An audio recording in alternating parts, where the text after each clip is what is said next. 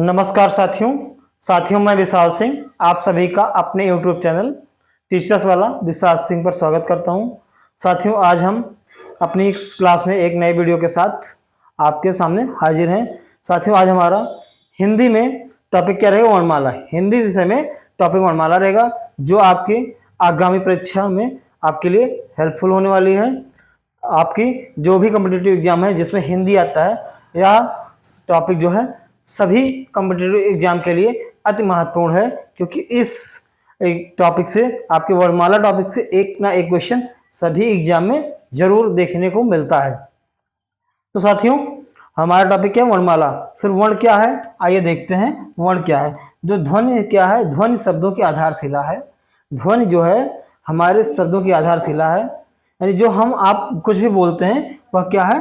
ध्वनि है। ठीक, जिसके बिना हम सब कल्पना नहीं की जा सकती है, जिसके बिना हम शब्द की कल्पना नहीं कर सकते हैं।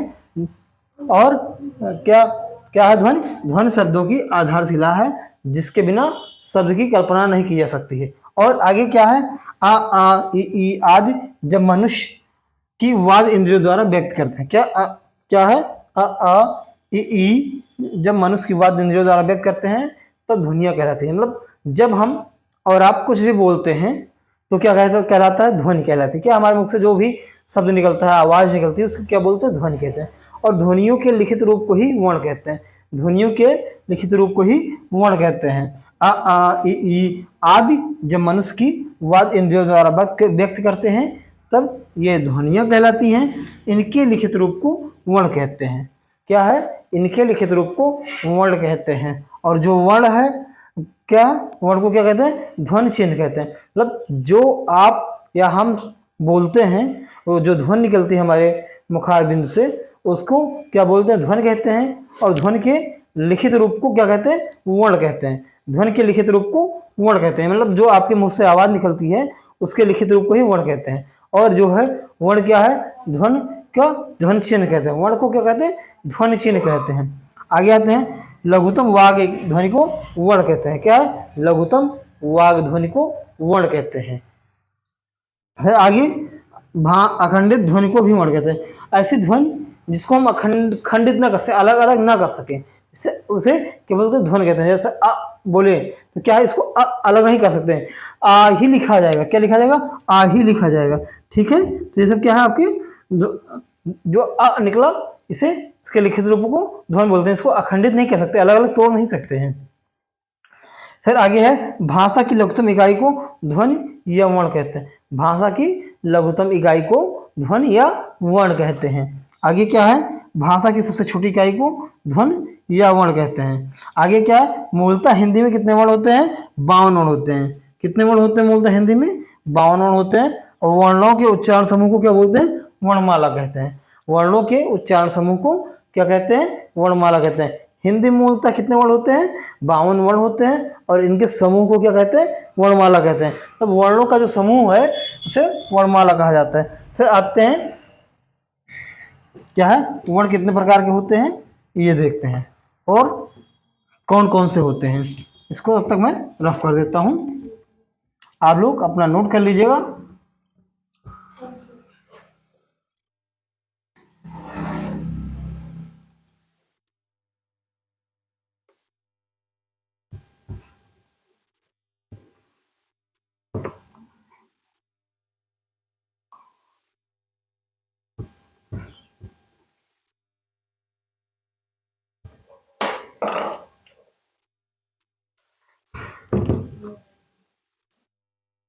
जो आपकी वर्ण है, अभी हमने पढ़ा वर्ण। वर्ण कितने प्रकार के होते हैं? 2 प्रकार के। वर्ण क्या है? 2 प्रकार का। कौन कौन सा? एक होता है आपका स्वर और एक व्यंजन। एक क्या होता है? स्वर, और एक होता है व्यंजन। ठीक, तो आज हम पहले प्रकार का पढ़ते हैं, स्वर। इस वीडियो में केवल हम स्वर के बारे में अध्ययन करेंगे। कौन सा वर्ण, कौन सा स्वर है, स्वर कितने प्रकार के होते हैं, वर्ण और स्वर कितने होते हैं, यह सब हम पढ़ेंगे। चलिए आइए, हमारा हेडिंग क्या बनता है? स्वर। स्वर के बारे में देखते हैं क्या है स्वर क्या है। वर्ण आपने देखा, वर्ण 2 प्रकार का है, स्वर और व्यंजन। फिर हमारे हेडिंग बनती है स्वर। क्या हेडिंग बनेगी हमारी? स्वर।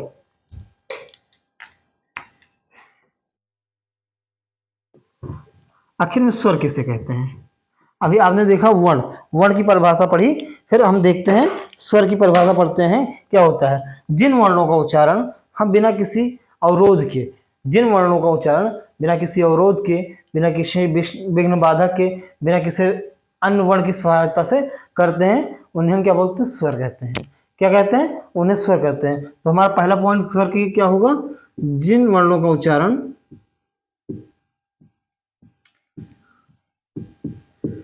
जिन वर्णों का उच्चारण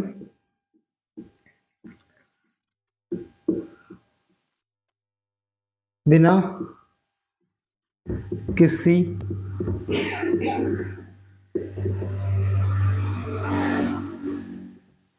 विघ्न बाधा के, जिन वर्णों का उच्चारण बिना किसी विघ्न बाधा के, बिना किसी अवरोध के, मतलब कोई अवरोध ना हो, डायरेक्ट उसको वो कर सकते हैं, बिना किसी अवरोध के, बिना किसी अवरोध, बिना किसी अवरोध के, बिना किसी दूसरे वर्ण की सहायता से, बिना किसी दूसरे वर्ण की सहायता से, दूसरे वर्ण की सहायता से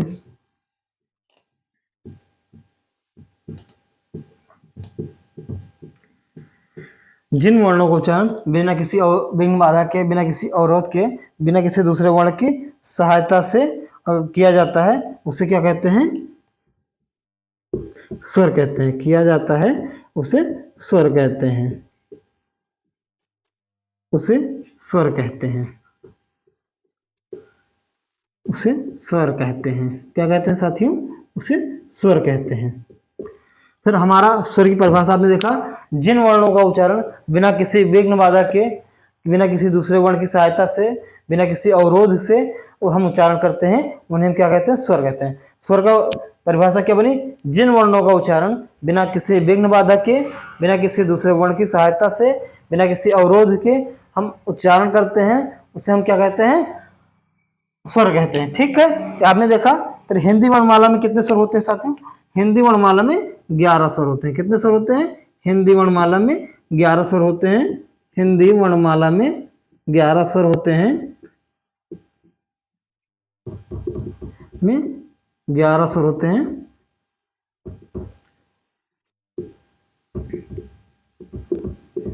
हिंदी वर्णमाला में 11 स्वर होते हैं। फिर आगे एक पॉइंट नोट करके लिखिएगा,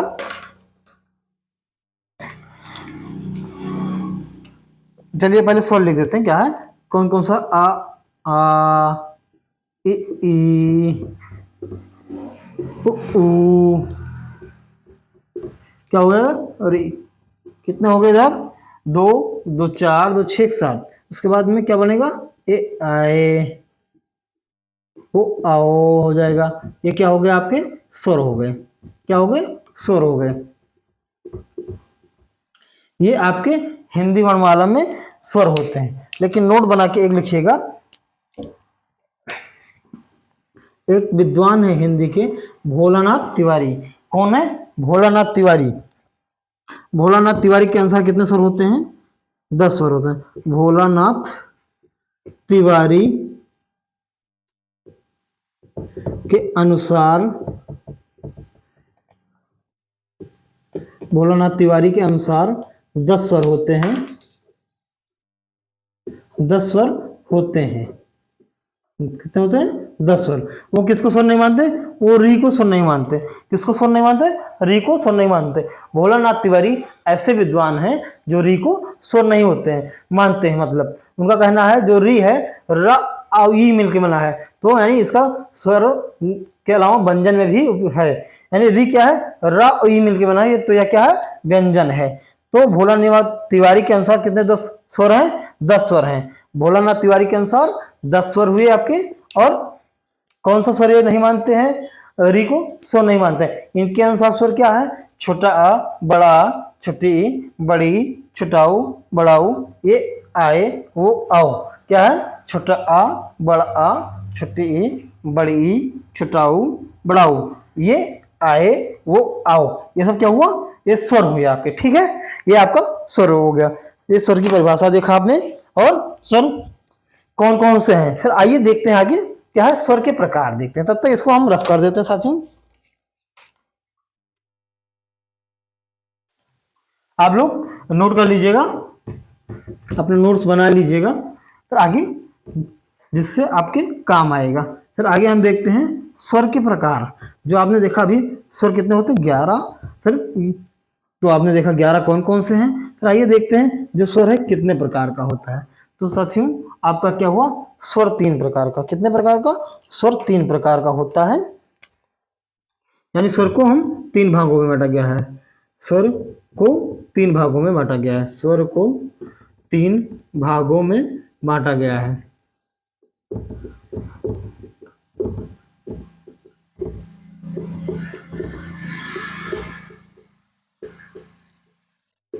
स्वर को 3 भागों में बांटा गया, यानी स्वर कितने प्रकार के हैं, तो लिख सकते हैं इसको, स्वर 3 प्रकार के होते हैं, ठीक। स्वर 3 प्रकार के होते हैं, 3 प्रकार के होते हैं।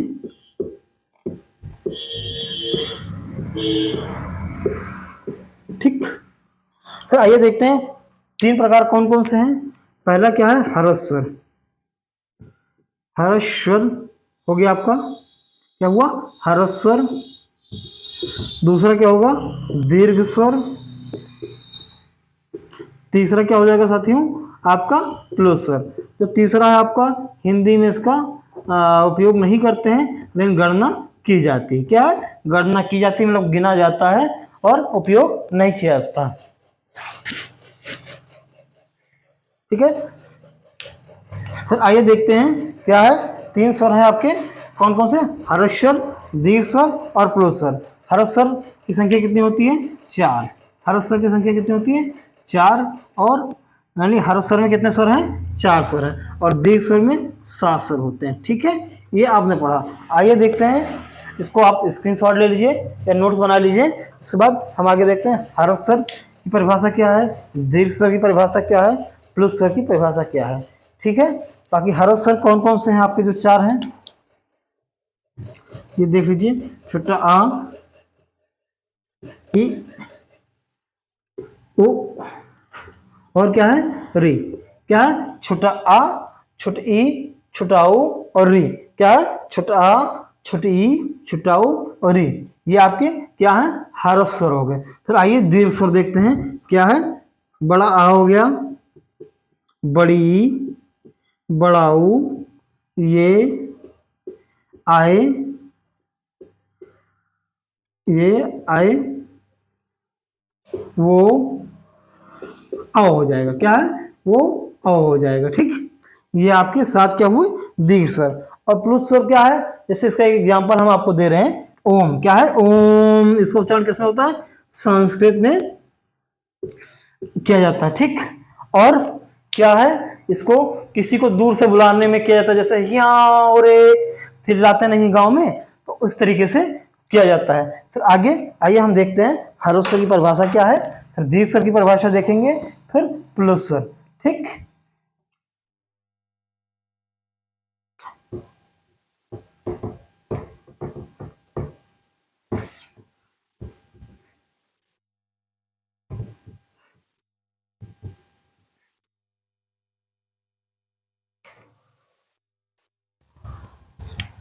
चलिए, हमारा पहला क्या था, 3 स्वर थे।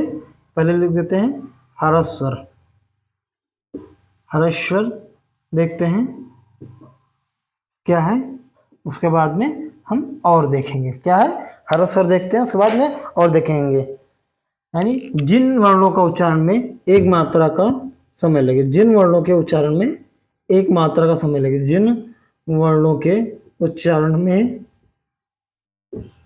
वर्णों के उच्चारण में,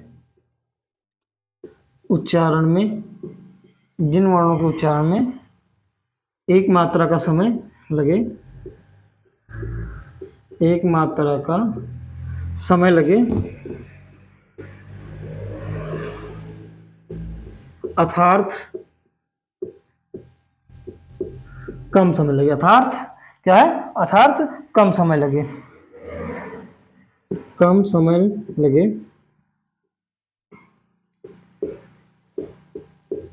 कम समय लगे तो क्या कहलाता है, तो उन वर्णों को क्या कहते हैं, स्वर कहते हैं, तो स्वर कहलाता है। तो उन वर्णों को स्वर कहते हैं, उन वर्णों को स्वर कहते हैं, उन वर्णों को स्वर कहते हैं।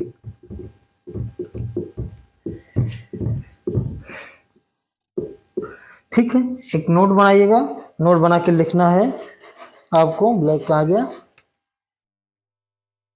नोट।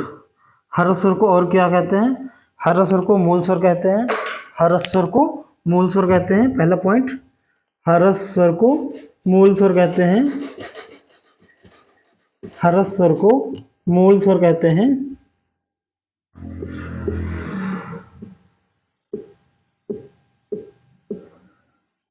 हर स्वर को मूल स्वर कहते हैं। दूसरा क्या है, हर स्वर को एक मात्रिक स्वर भी कहते हैं। क्या है, हर स्वर को एक मात्रिक स्वर भी कहते हैं, हर स्वर को एक मात्रिक स्वर भी कहते हैं, हर स्वर को एक मात्रिक स्वर कहते हैं, मतलब एक हर स्वर में केवल एक मात्रा होती है। ठीक है, इससे एक मात्रिक स्वर कहते हैं।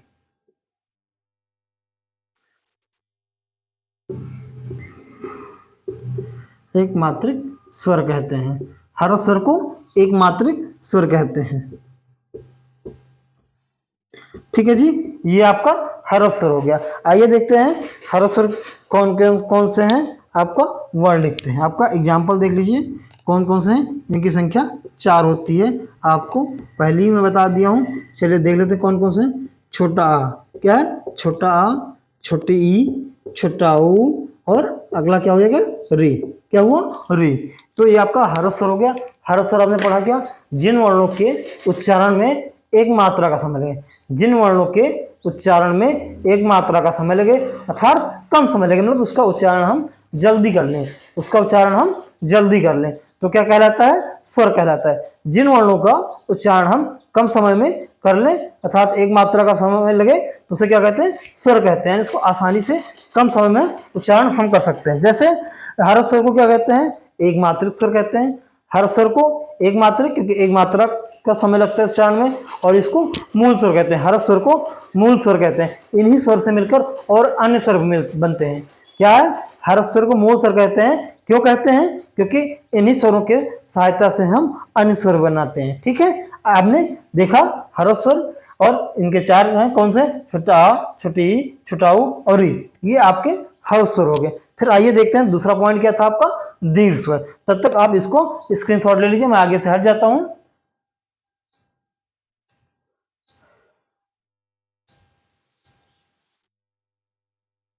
ठीक है, आगे चलते हैं। हर स्वर के बाद में दीर्घ स्वर। क्या है हमारा दूसरा पॉइंट था, दीर्घ स्वर। हर स्वर 3 प्रकार के हैं, हर स्वर स्वर 3 प्रकार के हैं, हर स्वर, दीर्घ स्वर और प्लुत स्वर। तो आपने हर स्वर पढ़ा, अब बारी किसकी है, दीर्घ स्वर की। अब बारी किसकी है, दीर्घ स्वर की। ठीक है, हमारा दीर्घ स्वर हेडिंग बनता है। दीर्घ स्वर क्या है,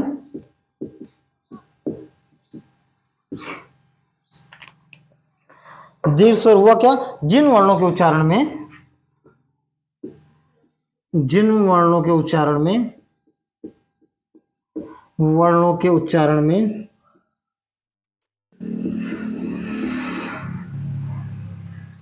वर्णों के उच्चारण में 2 मात्रा का समय लगे,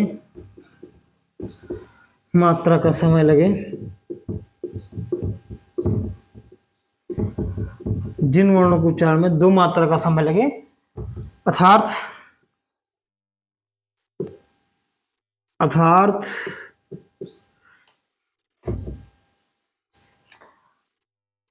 हर स्वर से ज्यादा समय लगे। क्या, अर्थात हर स्वर से दोगुना समय लगे, अर्थात हर स्वर से दोगुना समय लगे, हर स्वर से दोगुना समय लगे, अर्थात हर स्वर से दोगुना समय लगे। यानी हर स्वर एक मात्रा का समय लगता था, तो इसमें 2 मात्रा लगेगा, तो क्या हुआ, हर स्वर से दोगुना समय लगा।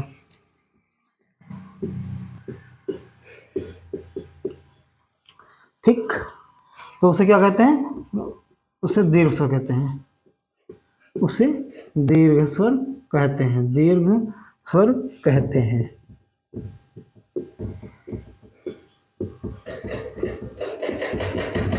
ठीक, आपने क्या पढ़ा दीर्घ स्वर में, जिन वर्णों को उच्चारण में दो मात्रा का समय लगे, जिन वर्णों के उच्चारण में दो मात्रा का समय लगे, अर्थात हर स्वर से दुगुना समय लगे। अगर हर स्वर में 1 सेकंड लगता है उच्चारण में, तो इसमें क्या दीर्घ स्वर में 2 सेकंड लगे, यानी हर स्वर का दुगुना लगे, दो मात्रा लगे, तो उसे क्या कहते हैं, दीर्घ स्वर कहते हैं। क्या कहते हैं, दीर्घ स्वर कहते हैं। चलिए नोट में इसमें कुछ और लिख लीजिएगा, हर स्वर को और क्या कहते हैं, ठीक है।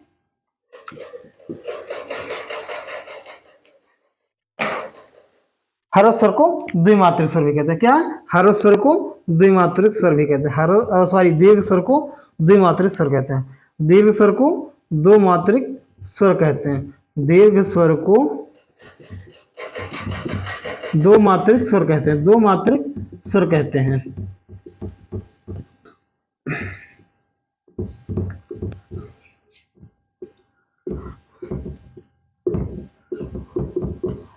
हर स्वर को दीर्घ स्वर को दो मात्रिक स्वर कहते हैं। और इनकी संख्या कितनी होती है साथियों, इनकी संख्या कितनी होती है, 7 होती है। इनकी संख्या कितनी होती है, 7 होती है। इनकी संख्या, कुल संख्या 7। चलिए देखते हैं कौन कौन से हैं। बड़ा आ, बड़ी, बड़ाऊ, ये, आए, वो, आओ, ये सब क्या हो गए, दीर्घ स्वर के उदाहरण हो गए। ये दीर्घ स्वर जो 7 स्वर हैं, ये दीर्घ स्वर होते हैं। फिर आइए, जो दीर्घ स्वर है कितने प्रकार का होता है, दीर्घ स्वर भी 2 प्रकार का होता है। दीर्घ स्वर कितने प्रकार का होता है, 2 प्रकार का। कौन कौन सा होता है, एक संधि स्वर और दूसरा संयुक्त स्वर। एक होता है संधि स्वर। संधि स्वर क्या है, एक होता है संधि स्वर, दूसरा संयुक्त स्वर। संधि स्वर हो गया, दूसरा संयुक्त स्वर। दूसरा क्या हुआ, संयुक्त स्वर।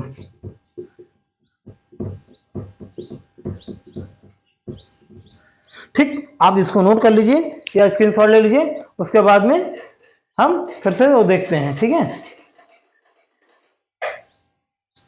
और आगे अपना कंटिन्यू करते हैं, ठीक।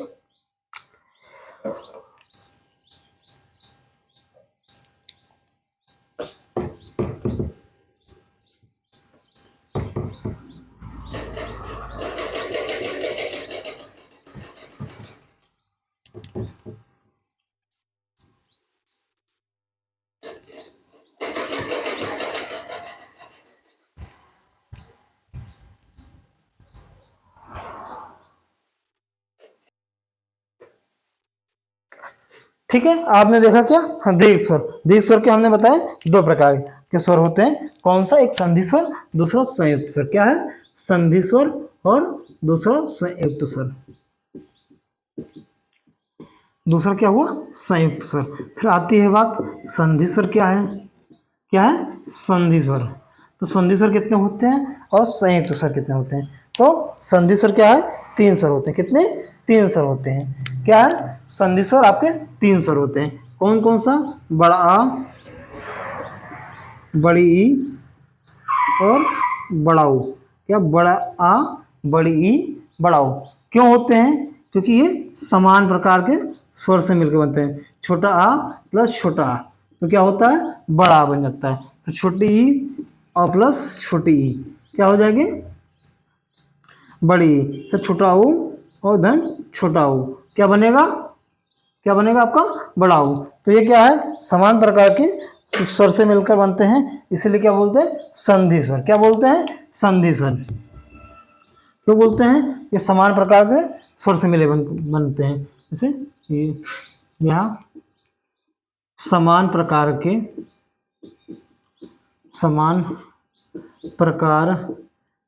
स्वर के योग से बनता है। स्वर के योग से बनता है, योग से बनता है। क्या है, संधि स्वर, या समान प्रकार के स्वर के योग से बनता है। यह समान प्रकार के स्वर के योग से बनता है। संधि स्वर क्या है, यह समान प्रकार के स्वर के योग से बनता है। जैसे छोटा आ और छोटा आ दोनों क्या बराबर हैं, एक समान है। छोटा आ और छोटा आ क्या है, एक समान है, और इनके योग से क्या बना हमारा, बड़ा। इनके योग से क्या बना, बड़ा। ठीक, तो आपने पढ़ा क्या, संधि स्वर समान प्रकार के स्वर से बनता है। तो छोटा आ और छोटा आ दोनों समान है, इन दोनों के योग से क्या बना, बड़ा। तो ये क्या है, संधि स्वर के उदाहरण है। जैसे यहाँ फिर छोटे ई, इनके योग से क्या बना, बड़ी, क्या बना, बड़ी ई। तो क्या है, संधि स्वर का उदाहरण, क्या है, संधि स्वर का उदाहरण है। ठीक, इसके बाद छोटा ऊ, तो क्या मिला, बड़ा ऊ। ये भी क्या है, संधि स्वर का उदाहरण है। यानी इसका क्या है, दो समान प्रकार के स्वर के योग से बनता है। क्या, इसको लिख सकते हैं ब्रैकेट में, दो समान प्रकार के स्वरों के योग से बनता है, स्वरों के योग से बनता है, स्वरों के योग से बनता है, योग से बनता है। ठीक, ये हो गया आपका संधि स्वर। ठीक है, ये क्या है आपका संधि स्वर, इधर लिख भी दे रहे हैं आपको, इसे आसानी से याद रहे। क्या है ये, संधि स्वर। आगे दूसरा पॉइंट हमारा क्या है, संयुक्त स्वर। संयुक्त स्वर कितने होते हैं आपका, ये भी देखते हैं। हमने क्या डाला, संयुक्त स्वर। संयुक्त स्वर क्या है, जो अलग अलग प्रकार के स्वर से मिलकर बने हो। क्या है, जो अलग अलग प्रकार के स्वर से मिलकर बने हो। और इनकी संख्या कितनी होती है, 4 होती है। क्या होता है इनकी संख्या, ये और वो बनेगा आए, फिर वो आओ। ठीक, क्या बनेगा, वो आओ। तब तक लिखते हैं। ठीक है, ये कैसे बनेगा, चलिए ये देखते हैं। ठीक है, एक मिनट रुक जाइए।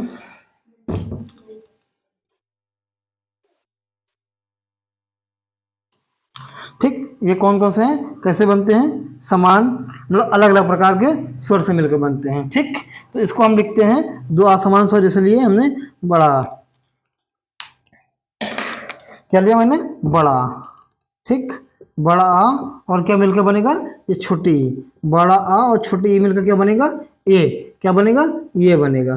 क्या बनेगा, ए बनेगा। फिर आगे क्या होता है हमारा, छोटा आ और ये, छोटा आ और ये मिलकर क्या बनेगा, आय बनेगा। छोटा आ और ये मिलकर क्या बनेगा, छोटा आ और छोटी ई मिलकर क्या बनेगा, ए बनेगा। ठीक है, छोटा आ और छोटी ई मिलकर क्या बनेगा, ए बनेगा। ठीक, आगे देखते हैं, छोटा आ और छोटा ऊ मिलकर बनेगा क्या, ओ। ठीक, और उसके बाद में आ और औ मिलकर क्या बनेगा,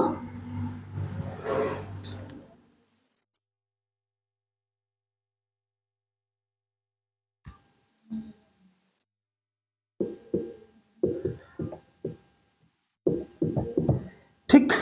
ये आपके क्या हुए, 4 जो है संयुक्त स्वर है। क्या है, 4 संयुक्त स्वर हैं। कौन से, क्या कौन से स्वर हैं, संयुक्त स्वर। ठीक, संयुक्त स्वर की एक बार परिभाषा देख लेते हैं। क्या है, संयुक्त स्वर की परिभाषा है, दो असमान स्वर से मिलकर बने होते हैं। क्या है, दो असमान स्वर से मिलकर बने होते हैं, दो असमान स्वर से मिलकर बने होते हैं, दो असमान स्वर से मिलकर बने होते हैं, स्वर से मिलकर बने होते हैं। क्या है, दो असमान स्वर से मिलकर बने होते हैं। ठीक, तो आपने देखा क्या है, स्वर के प्रकार में देखा, ह्रस्व स्वर, दीर्घ स्वर और प्लुत स्वर। ह्रस्व स्वर को देखा आपने, एक मात्रिक स्वर कहते हैं, मूल स्वर भी कहते हैं। और ह्रस्व स्वर क्या है, जिन वर्णों के उच्चारण में एक मात्रा का समय लगता है अर्थात कम समय लगता है तो उन्हें ह्रस्व स्वर कहते हैं। और दीर्घ स्वर क्या है, जिन वर्णों के उच्चारण में 2 मात्रा का समय लगता है, कितने मात्रा, 2 मात्रा का समय लगता है, और उनके उच्चारण में ह्रस्व स्वर से 2 गुना समय लगता है, उन्हें क्या कहते हैं, दीर्घ स्वर कहते हैं। ठीक है, इनकी संख्या क्या होती है, दीर्घ स्वरों की 7 होती है। कौन से, बड़ा आ, बड़ी ई, बड़ा ऊ और ये आए वो आओ। तो फिर इसके बाद आते हैं जो दीर्घ स्वर है, दीर्घ स्वर भी 2 प्रकार का होता है। कितने, दीर्घ स्वर 2 प्रकार का, एक संधि स्वर, दूसरा संयुक्त स्वर। क्या है, संधि स्वर पहला, दूसरा संयुक्त स्वर। पहला क्या, संधि स्वर, दूसरा संयुक्त स्वर। तो संधि स्वर क्या है, जो समान प्रकार के स्वर से मिलकर बना हो। संधि स्वर क्या है, जो समान प्रकार के स्वर से मिलकर बना हो उसे हम संधि स्वर कहते हैं। जैसे बड़ा आ, क्या है, बड़ा आ। तो आपने पढ़ा छोटा आ और छोटा आ मिलके बड़ा आ बनता है। ठीक है, फिर बड़ी ई क्या है, छोटी ई और छोटी ई दोनों समान है और दोनों को जोड़े तो संधि बनी और क्या बना हमारा, बड़ी ई, तो क्या हुआ, संधि स्वर हुआ। फिर उसके बाद छोटा ऊ दोनों मिला के क्या हुआ, बड़ा ऊ, तो क्या हुआ हमारा, ये संधि स्वर हुआ। फिर आते हैं संयुक्त स्वर। संयुक्त स्वर में क्या है, जब हम दो स्वरों को जोड़ते हैं और दोनों स्वर असमान हो, क्या है, दोनों स्वर असमान हो, क्या है, दोनों स्वर असमान हो, उन्हें हम क्या बोलते हैं, संधि स्वर कहते हैं। इनकी संख्या कितनी, 4, इनकी संख्या कितनी, 4, ठीक। और 4 कौन कौन सी है, ये आए वो आओ, ये आए वो आओ। आइए देखते हैं, ये आए वो आओ किससे मिलकर बना है, बड़ा आ और क्या है, ई से, आए, सॉरी यहाँ छोटा आ प्लस ई क्या बनेगा, ए बनेगा, क्या छोटा आ प्लस ई क्या बनेगा, ए बनेगा, छोटा आ प्लस ई क्या बनेगा, ए बनेगा। तो छोटा आ और ये इसको हम जोड़ लेंगे तो क्या बनेगा, आई बनेगा, आ धन ए, तो आ धन ए क्या बनेगा, आई बनेगा, क्या आ धन ए बना क्या आई बनेगा। फिर छोटा आ धन ऊ, तो छोटा आ धन और ऊ तो क्या बनेगा, ओ, छोटा धन आ और धन ऊ क्या बनेगा, ओ बनेगा। फिर छोटा आ धन ओ तो क्या बनेगा, औ बनेगा। देखिए आपने देखा इसमें क्या जो है चारों स्वर अलग अलग से बने हैं। ठीक है, फिर आगे देखते हैं, आपका ये दीर्घ स्वर समाप्त हुआ। फिर तीसरा स्वर क्या है आपका, प्लुत स्वर। इसको आप नोट कर लीजिए या स्क्रीनशॉट ले लीजिए, मैं सामने से हट जाता हूं।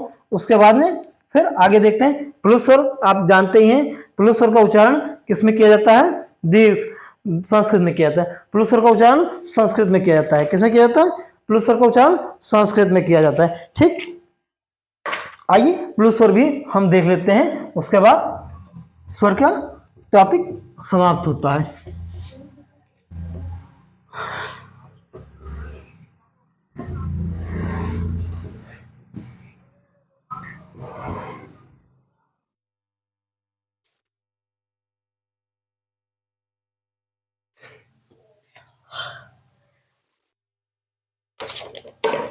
तो आपने देखा जो है आपका जो स्वर है 3 प्रकार के आपने देखे, कौन कौन से, पहला आपका था हर्ष स्वर, दूसरा दीर्घ स्वर, हर्ष स्वर हो गया, दूसरा दीर्घ स्वर हो गया, तीसरा क्या हो जाएगा, प्लुत स्वर। क्या तीसरा होगा, प्लुत स्वर। तीसरा क्या हुआ, प्लुत स्वर।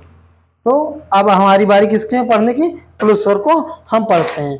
ठीक है, प्लुत स्वर को हम पढ़ते हैं, क्या पढ़ेंगे, प्लुत स्वर को पढ़ेंगे। आपने हर्ष स्वर पढ़ा, दीर्घ स्वर पढ़ा, उसके बाद बारी किसकी है, प्लुत स्वर की।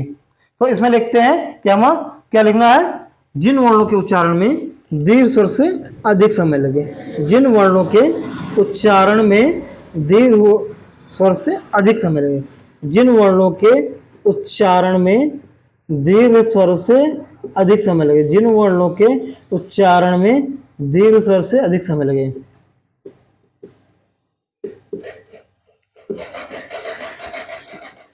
स्वर से अधिक, जिन वर्णों के उच्चारण में दीर्घ स्वर से अधिक समय लगे, दीर्घ स्वर से अधिक समय लगे, क्या है, उन्हें हम प्लुत स्वर कहते हैं, उसे प्लुत स्वर कहते हैं, प्लुत स्वर कहते हैं। यानी 3 मात्रा का समय लगे, यानी 3 मात्रा का समय लगे। ठीक है, चलिए आइए नोट बना के लिखते हैं, प्लुत स्वर का उपयोग कहाँ करते हैं। ठीक है, प्लुत स्वर का उच्चारण दूर से किसी को बुलाने में किया जाता है। कैसे, प्लुत स्वर का उच्चारण किसी को दूर से बुलाने में किया जाता है। प्लुत स्वर का उच्चारण किसी को दूर से बुलाने में किया जाता है, किसी को दूर से बुलाने में किया जाता है। क्या है, प्लुत स्वर का उच्चारण किसी को दूर से बुलाने में किया जाता है। ठीक, और क्या है, प्लुत स्वर का उच्चारण किसी को दूर से बुलाने में किया जाता है तथा इसका उपयोग कहाँ किया जाता है, संस्कृत भाषा में किया जाता है। इसका उपयोग संस्कृत भाषा में किया जाता है, इसका उपयोग संस्कृत भाषा में किया जाता है, मंत्रों उच्चारण में। इसका उपयोग संस्कृत भाषा में मंत्रों उच्चारण में किया जाता है। भाषा में किया जाता है।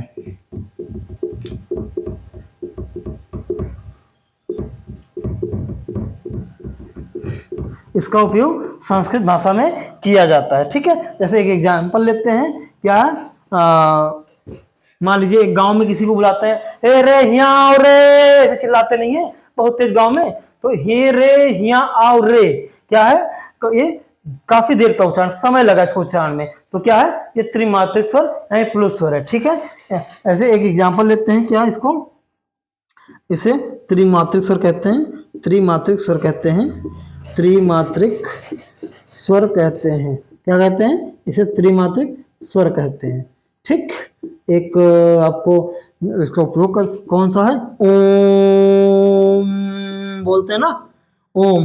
ठीक है, क्या है, इसको लिखते हैं ओम। ठीक, ये क्या होगा आपका प्लस स्वर हो गया, क्या हुआ, प्लस स्वर। लेकिन और इसका एक पॉइंट और है, ये पॉइंट लिख सकते हैं, इसका उपयोग हिंदी में नहीं करते हैं, नहीं गणना में किया जाता है। प्लस स्वर का उपयोग लिख देते हैं,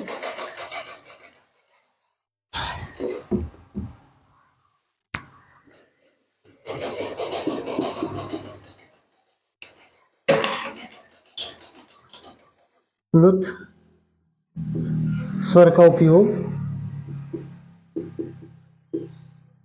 हिंदी में नहीं किया जाता, उपयोग हिंदी में नहीं किया जा सकता, हिंदी में नहीं किया जाता, में नहीं किया जाता, लेकिन गणना में किया जाता है, लेकिन गणना में किया जाता है, लेकिन गणना में किया जाता है, गणना में किया जाता है।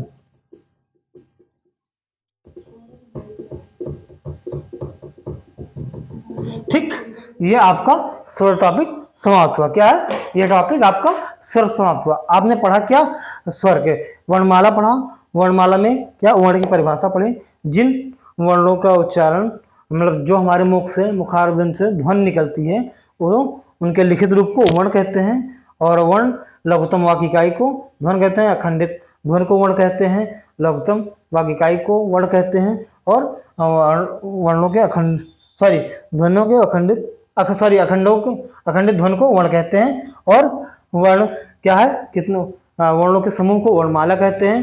फिर वर्ण दिया है दो प्रकार के होते हैं, क्या, कौन सा, पहला स्वर दूसरा व्यंजन। फिर स्वर देखा, स्वर 11 होते हैं, फिर ये 3 प्रकार के होते हैं, कौन कौन से, हर्ष स्वर, दीर्घ स्वर, प्लुस स्वर, और स्वरों की संख्या कितनी होती है, 11।